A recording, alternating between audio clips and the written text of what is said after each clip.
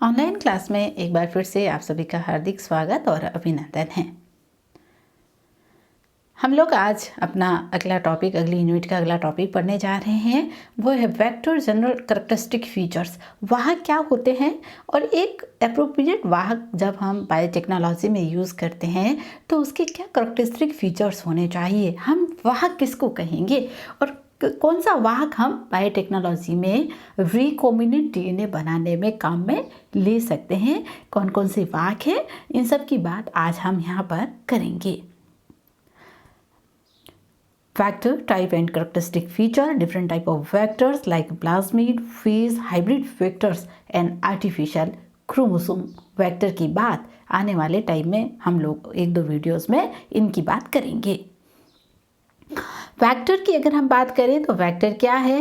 Vector जो होगा, अगर आपने ई कोलाई मैंने आपको पढ़ाया था तब आपने अगर ध्यान से देखा तो हमने कहा होगा कि ई कोलाई में मुख्य गुणसूत्र के अतिरिक्त गुणसूत्र या डीएनए मौजूद होता है।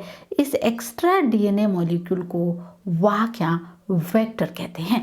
ये जो अतिरिक्त डीएनए मॉलिक्यूल्स हैं, जो एक्स्ट्रा डीएनए मॉलिक्यूल्स है प्लाज्मिड ई कोलाई का, जिसे हम प्लाज्मिड कह रहे हैं, ये प्लाज्मिड एक वेक्टर है, एक वाहक की तरह क्या करेगा, काम में करेगा। तो वेक्टर क्या होना चाहिए?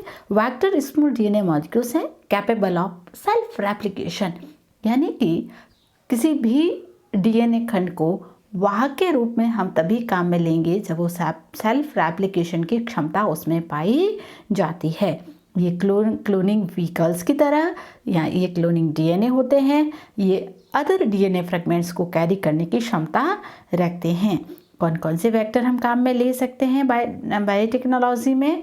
प्लाज्मिड, फेज, हाइब्रिड वेक्टर और artificial chromosome. Cloning vector DNA के ऐसे अणुओं को कहते हैं जो किसी भी होस्ट कोशिका में स्वतंत्र रेप्लिकेशन करने की क्षमता रखते हो, यानी होस्ट जिस परपोसी कोशिका, जैसे हमने प्लाज्मिड वेक्टर लिया तो प्लाज्मिड के लिए होस्ट सेल क्या है? E coli. प्लाज्मिड के लिए होस्ट सेल क्या हो गई? E coli. तो प्लाज्मिड उस ई कोलाई सेल में स्वतंत्र रेप्लिकेशन करने की क्षमता रखता हो। अंततः जो वाहक आप काम में ले रहे हैं उसमें रेप्लिकेशन ओरिजिन सीक्वेंस का होना बहुत ज़रूरी है। जब तक रेप्लिकेशन ओरिजिन सीक्वेंस नहीं होगी वो वाहक सेल्फ रेप्लिकेटेड करने की क्षमता नहीं रखेगा। तो अगर मैं एक लाइन में अगर आपको कहूँ कि वाहक क्या होते हैं? वाहक वे डीएनए खंड है जो किसी भी परपोषी कोशिका में स्वतंत्र रेप्लिकेट होने की क्षमता रखते हो तथा उसमें ओरिजिन ऑफ रेप्लिकेशन होना ज़रूरी है, उसे हम वाहक कहेंगे। वाहक जो एजेंट्स हैं, वाहक को हम एजेंट जो होते हैं इंटरमीडिएट, किसी चीज़ को कैरी करने वाले एजेंट हम किसको कहेंगे? कोई किसी चीज़ को कैरी कर रहे हैं। तो वेक्टर जो है यूज एज एजेंट्स जो डीएनए खंड को कैरी करते हैं, जो फॉरेन डीएनए मॉलिक्यूल्स हैं, जो हमारा इंटरेस्ट जीन ऑफ इंटरेस्ट है उसको ये कैरी करके रखते हैं, इसलिए इनको एज एजेंट हम यूज़ करते हैं। Plasmid, bacteriophage, cosmid, artificial chromosome है। 1973 में कोहने ने सबसे पहले recombinant vector plasmid PSC101 E coli से इसको सेपरेट किया था। कैरेक्टरिस्टिक फीचर्स क्या होने चाहिए? सेल्फ रेप्लिकेशन होना चाहिए, रेप्लिकेशन ओरिजिन ऑफ साइट मौजूद होनी चाहिए, क्लोनिंग करने में सक्षम होने चाहिए, यहाँ पर सिलेक्टेबल मार्कर जीन उपस्थित होनी चाहिए, वेक्टर की साइज छोटा होना चाहिए, इनका मॉलिक्यूलर वेट ज़्यादा नहीं होना चाहिए ताकि आसानी से होस्ट कोशिका में प्रवेश कर सकें। कोई भी वेक्टर है उसको ईजिली आइसोलेटेड और प्यूरिफाई किया जा सके। और होस्ट सेल, जब ये क्लोनिंग करने के लिए हम किसी भी होस्ट सेल में जब इसको डालते हैं तो ये वहाँ पर आसानी से क्लोनिंग करने चाहिए। इसमें प्रमोटर, ऑपरेटर और राइबोसोम बाइंडिंग साइट जैसे कंट्रोलिंग एलिमेंट्स भी मौजूद होने चाहिए। अगर हम देखें वन बाई वन, अगर डिटेल में हम देखें इनकी बात, तो क्लोनिंग वेक्टर, एक उपयुक्त वेक्टर में रिपोर्टर जीन होने चाहिए।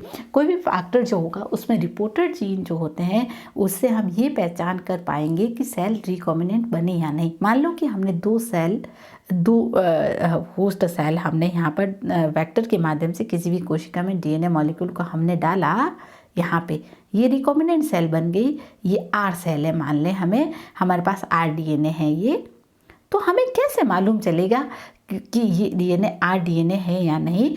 इसको मालूम करने के लिए वेक्टर में किसका होना ज़रूरी है? रिपोर्टर जीनों का। किसका होना ज़रूरी है? Reporter gene. रिपोर्टर जीन के आधार पर हम ये पता कर सकते हैं कि कोई भी सेल जो है, कोई भी रिकॉम्बिनेंट डीएनए बना या नहीं बना, यानी कि जो जीन हम ट्रांसफ़र करना चाह रहे थे वो जीन होस्ट कोशिका यानी उचित कोशिका में ट्रांसफ़र हुआ या नहीं, इसका पता रिपोर्टर जीन से लगाया जाता है। इसमें दूसरा जो कैरेक्टरिस्टिक है वो जीन अभिव्यक्ति है। वेक्टर में प्रमोटर और ऑपरेटर तथा होस्ट सेल में जिस प्रपोर्शन में आप इसको यूज़ कर रहे हैं उसमें जीन को एक्सप्रेस करने की, होस्ट को एक्सप्रेस करने की इसमें ऑपरेटर और प्रमोटर मौजूद होने चाहिए।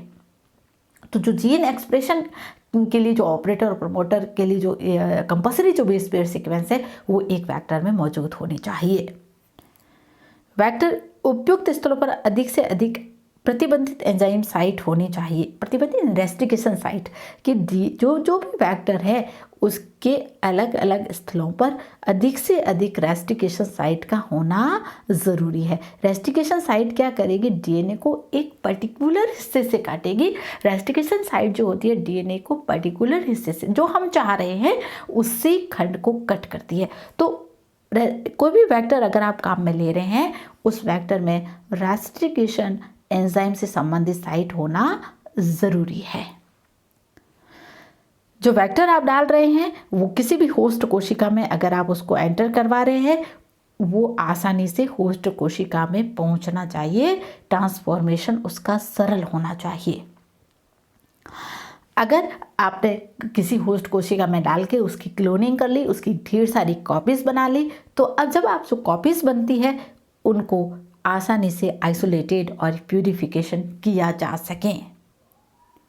जीन ट्रांसफ़र के लिए वेक्टर में ये क्षमता होनी चाहिए कि वो फॉरेन डीएनए के होस्ट क्रोमोसोम में समाकलित कर सकें। मैंने आपको कहा है, यानी रिकॉम्बिनेंट डीएनए बनाने की क्षमता किसी भी वेक्टर में होनी ज़रूरी है। वो कोई भी होस्ट डीएनए में बाहरी डीएनए को डालने की क्षमता रखता हो, और जब आप किसी होस्ट में इसको डालें तो ये स्वतंत्र रेप्लिकेशन कर सकें, ये क्षमता भी वेक्टर में होना ज़रूरी है, वाहक में होना ज़रूरी है। तो ये इसके कुछ इंपॉर्टेंट फीचर्स हैं, यानी कि इसमें ओरिजिन ऑफ रेप्लिकेशन होना ज़रूरी है। इस ओरिजिन ऑफ रेप्लिकेशन के माध्यम से ये होस्ट कोशिका में स्वतंत्र रूप से रेप्लिकेशन कर सकता है। रिपोर्टर जीन एक्सप्रेशन के लिए प्रमोटर, एंटीबायोटिक रेजिस्टेंस, यानी कि ये इसको हम सिलेक्टेबल मार्कर, जो मैंने कहा ना कि सेल रिकॉम्बिनेंट बनी या नहीं बनी इसका पता लगाने के लिए सिलेक्टेबल मार्कर। तो सिलेक्टेबल मार्कर के लिए नॉर्मली हम एंटीबायोटिक को काम में लेते हैं, चाहे एम्पिसिलिन है, टेट्रासाइक्लिन, कैनामाइसिन। तो ये जो एंटीबायोटिक होती है ये antibiotic as a marker gene की तरह काम करती है। उसी बेस में हम ये पता करेंगे कि जीन जो डीएनए है वो रिकॉम्बिनेंट बना या नहीं बना।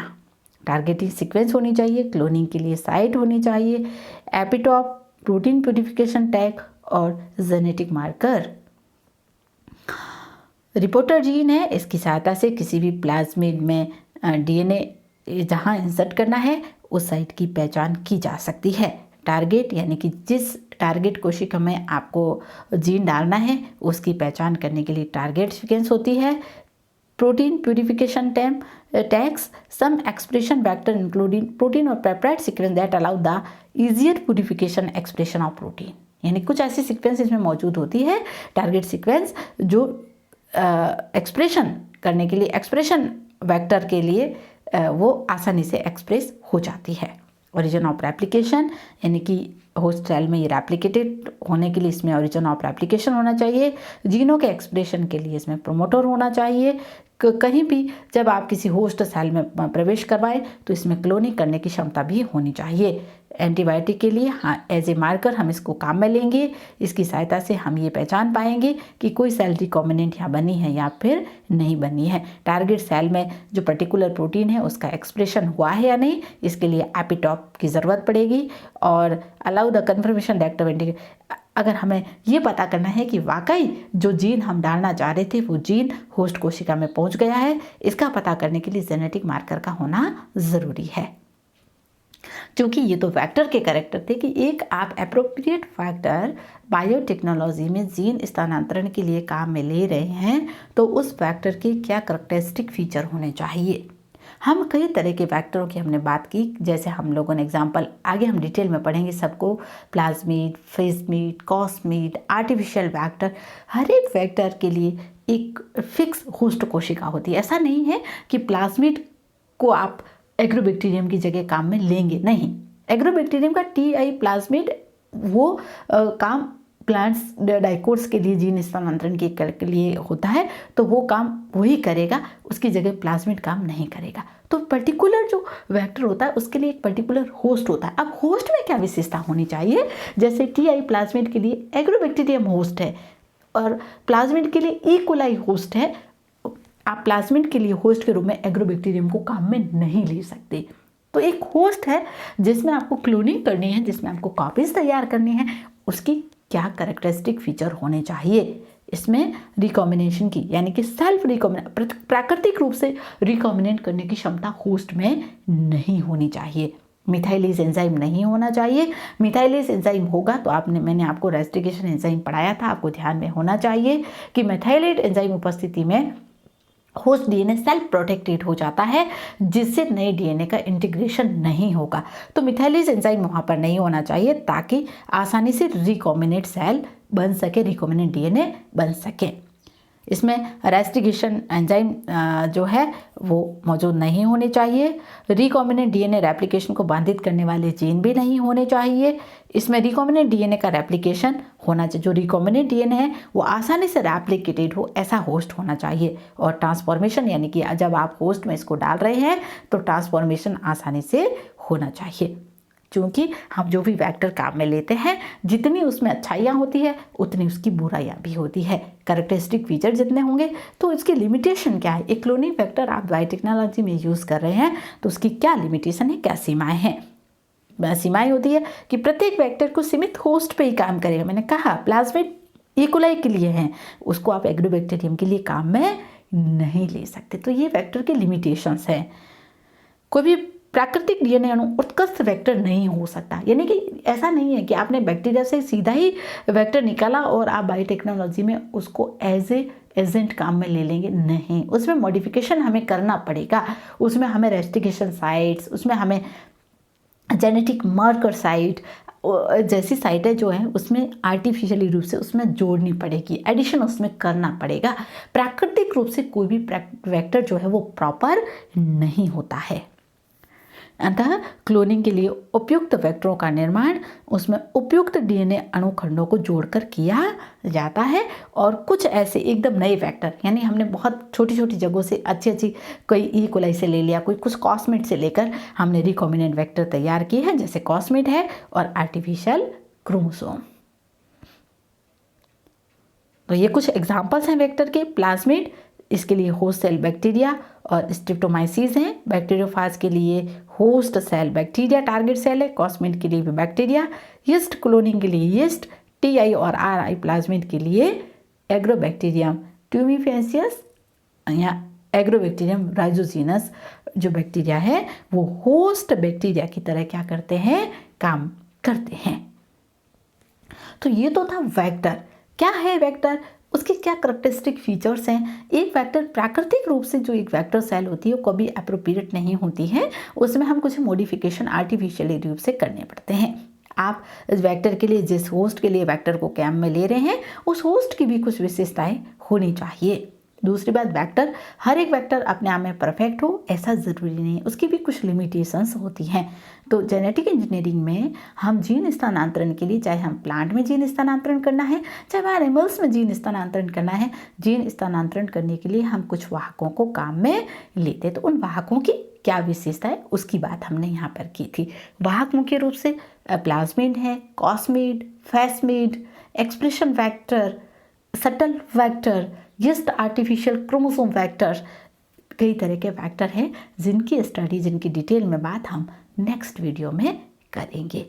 Thank you.